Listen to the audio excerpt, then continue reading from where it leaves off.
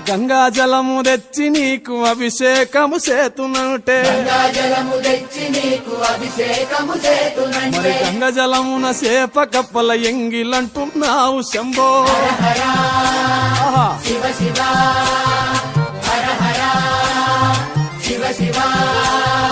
సాంబ శివ నీదు మహిమ ఎన్నటికీ తెలియదాయే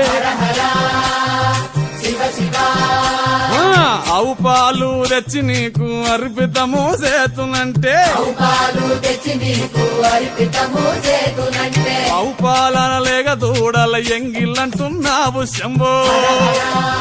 ఓహో గట్టిగా అది